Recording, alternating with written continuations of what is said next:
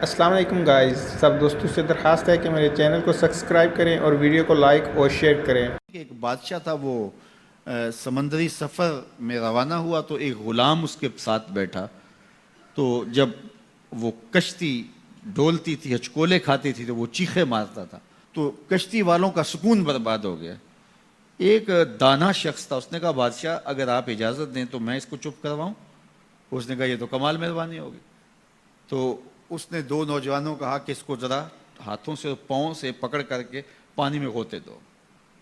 تو اس کو پانی میں پھینکا، جب وہ ڈوبنے لگا نکالا اور کشتی میں بٹھایا، وہ چپ کر کے بیٹھ گیا۔ اب کوئی چیختا نہیں ہے۔ تو بادشاہ نے کہا کہ اے دانا شخص، مجھے سمجھ نہیں آئی کہ یہ شخص کو آپ نے کیسے چپ کروا دیا۔ کہا بادشاہ دریا میں غرق ہونے کی تکلیف کو نہیں جانتا تھا، اس لیے کشتی کی سلامتی کی قدر نہیں تھی اس کو۔ اب اس نے وہ غرق ہونے کی تکلیف دیکھ لی، اب کشتی کی سلامتی کی اس کو قدر ہو گئی ہے۔ تو اللہ نے جو ہمیں عطا کیا ہے، آپ دیکھیں کہ اس سے نیچے کتنے لوگ بستے ہیں۔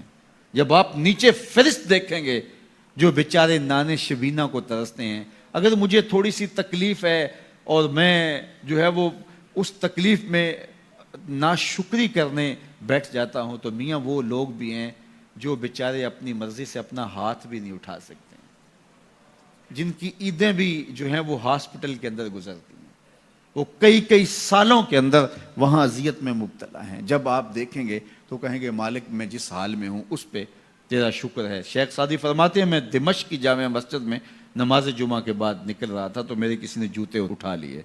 تو یہ شروع سے ہوتا آیا ہے۔ تو کہتے ہیں کہ میں ننگے پاؤں جا رہا تھا اور میری حالت یہ تھی کہ میں جوتا خریدنے کی استطاعت بھی نہیں رکھتا تھا۔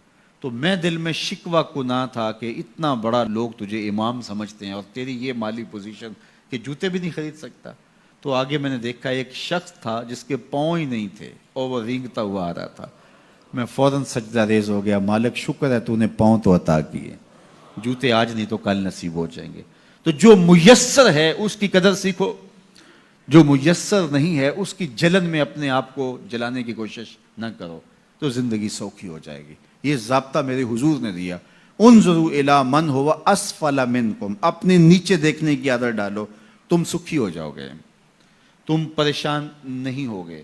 لیکن اگر شوق ہو تمہیں اوپر دیکھنے کا تو فرمایا پھر دین میں جو اپنے سے اوپر ہیں ان کو دیکھو۔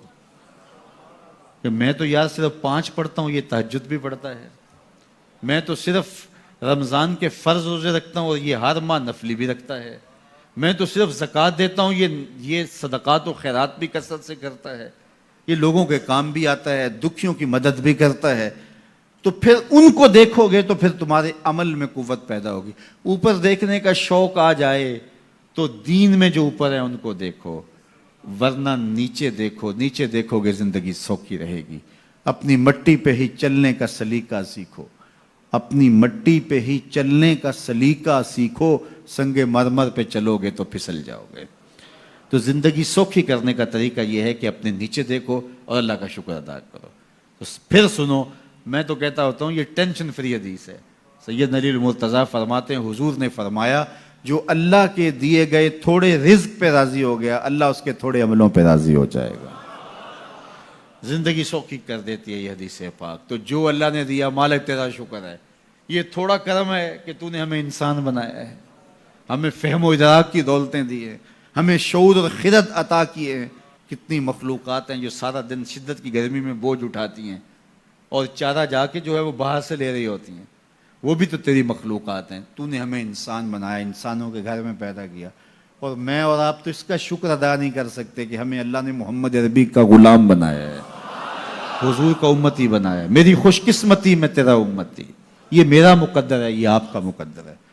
جس کے لیے نبی آرزویں کرتے رہے، تمنائیں کرتے رہے، لوگ راہیں تکتے رہے، منتظر رہے، صدیوں انتظار کرتے رہے، لیکن ہم نے کوئی انتظار نہیں کیا۔ آنکھ کھولی، ہمارے والد صاحب مسجد سے مولوی صاحب کو بلا لائے، انہوں نے کان میں آ کے اذان دیتے ہوئے کہا مبارک ہو تو حضور کا غلام بن کے آیا، شاہوں سے ملا ہے نہ تونگر سے ملا ہے، اللہ کا عرفان اسی در سے ملا ہے، اوروں کو ملا ہے تو مقدر سے ملا ہے، مجھ کو تو مقدر بھی تیرے در سے ملا ہے۔